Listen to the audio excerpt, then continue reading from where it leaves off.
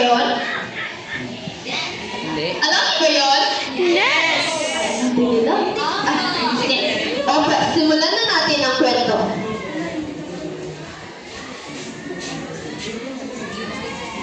Sa ating henerasyon ngayon, maraming nakakakilala sa mga badyaw dahil sa kanilang paglinimos o pagsasayaw sa lansangan at maging sa mga negatibong pananaw ng ibang tao tungkol sa kanila. Madalas silang nakikilala bilang mga tao na mamalimos upang mabuhay.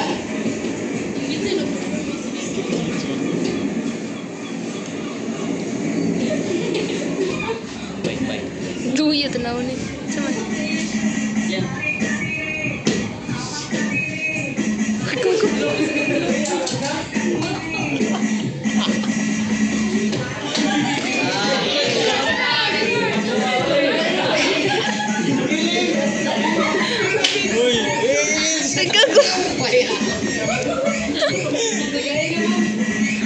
Api lang ka rin ma.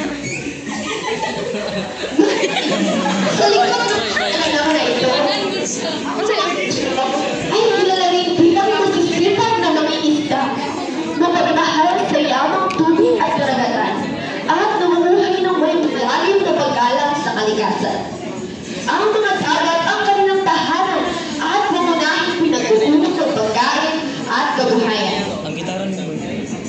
Araw-araw, nagsisikap silang mag-isda, habang ang iba naman ay naglilinis ng dagat upang mapanatili itong malinis at sagana.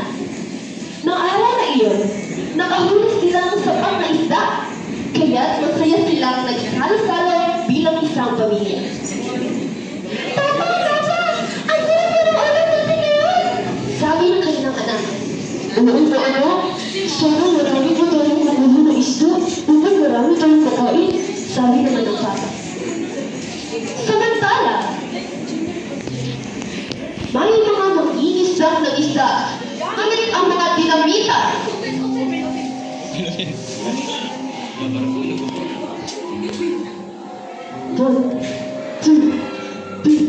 Push!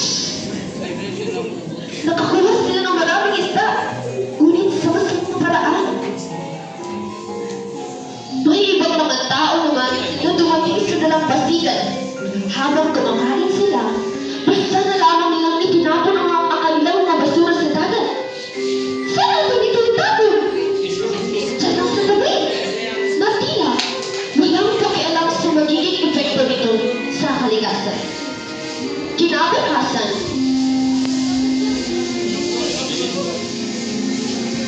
buhin ng isda ang mga badyaw.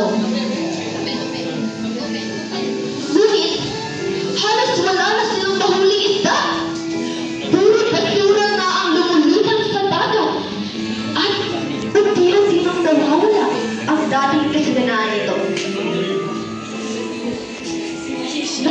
Ito ng mga badyaw, hindi sila nag-atubiling kumilos. Sama-sama nilang nilinis ang dagat upang maibalik ang kalinisan at buhay nito.